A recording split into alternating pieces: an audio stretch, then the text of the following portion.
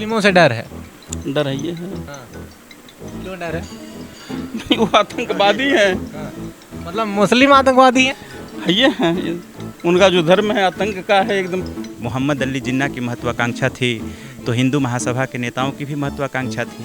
तो अगर ये बंटवारा नहीं हुआ रहता तो क्या स्थिति रहती भारत की इस समय, मतलब क्या माहौल रहता? बहुत अच्छी रहती। अपना भारत पूरा पाकिस्तान से लेकर के बांग्लादेश तक पूरा अपना अखंड भारत रहता। हाँ, गांधी जी को कहते थे वही होता था राष्ट्रपिता, तो उनके कहे बिना ये होना नामुमकिन नहीं था। तो गांधी जी को मैं मानता हूँ कि वो बंटवारा के बहुत बड़े एक हिस्से में आते हैं। कौन सा नेता तुमको पसंद है? मुझे योगी। 4 जुलाई के दिन ही ब्रिटिश सरकार को पाकिस्तान और भारत की तरफ से एक नोटिस भेजा गया था, एक पिटीशन दिया गया था कि भारत और पाकिस्तान के बंटवारे को लेकर, जिसको 18 जुलाई को भी मान्यता मिल गई थी, मतलब उसको स्वीकार कर दिया गया था ब्रिटिश सरकार द्वारा। तो हम जानने आए हैं, एक पार्क में कुछ बच्चे निकले थे, उनसे हम जानने की कोशिश करेंगे कि अगर भारत और पाकिस्तान अलग नहीं हुआ रहता तो इस समय देश में कैसी स्थिति रहती, क्या माहौल रहता, और ये लोग इसको लेकर क्या सोचते हैं। इतना संख्या मुस्लिमों का है उसके बाद भी हावी हैं वो लोग। हाँ। तो इसलिए जब एक साथ रहते तो पता नहीं क्या होता। अच्छा, मुस्लिमों से डर है? डर है ये है। हाँ। क्यों डर है? नहीं, वो आतंकवादी है। हाँ। मतलब मुस्लिम आतंकवादी है?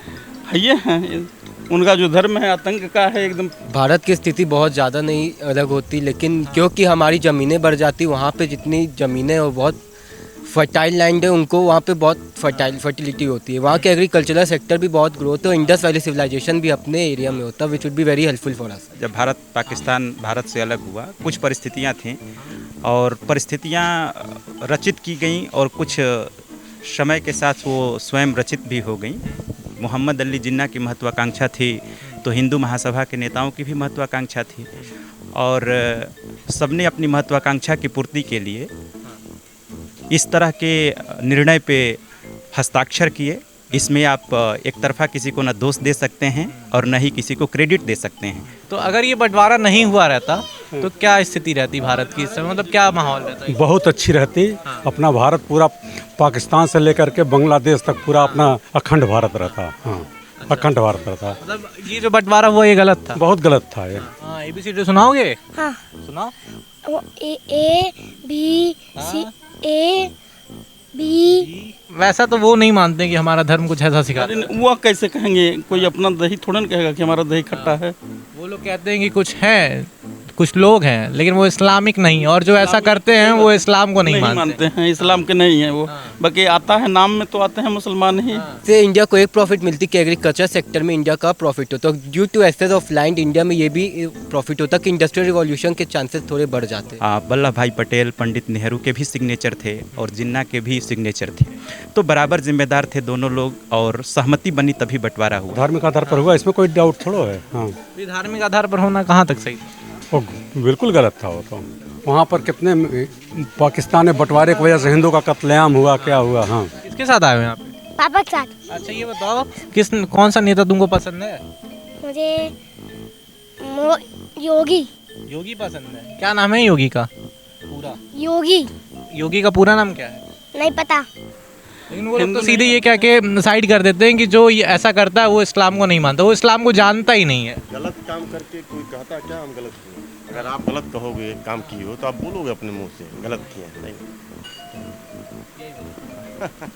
मोहम्मद अली जिन्ना को किस तरह देखते हैं आप लोग? जिन्ना तो महात्मा गांधी के जमाने के थे, उस समय तो अब हम लोग सुने हैं, जैसे इतिहास यही देखा गया है, पढ़ा गया है। किसी एक को कभी भी दोषी नहीं ठहराया जा सकता जब तक कि एक पूरा ग्रुप ऑफ पीपल इन्वॉल्व ना हो।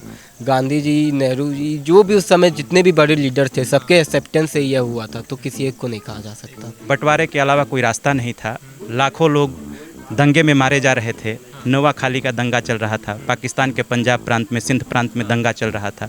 तो तात्कालिक बड़े नरसंहार से बचाने के लिए एकमात्र उपाय था कि किसी न किसी तरह बंटवारे को स्वीकार किया जाए।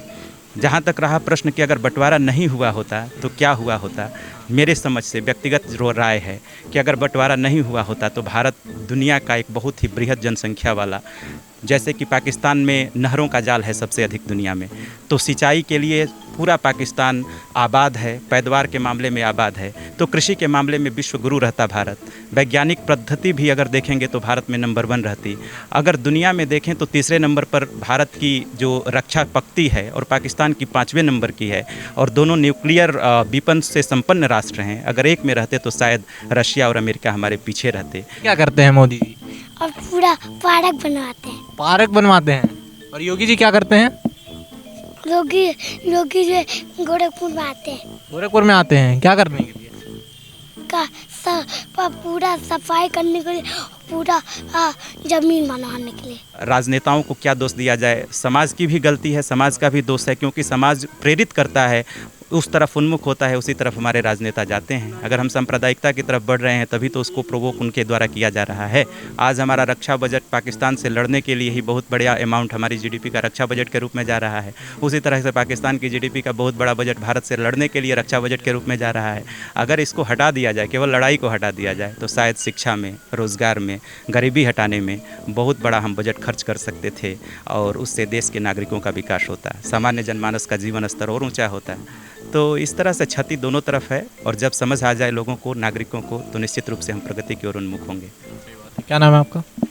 रजनीश उपाध्याय। बहुत बहुत शुक्रिया।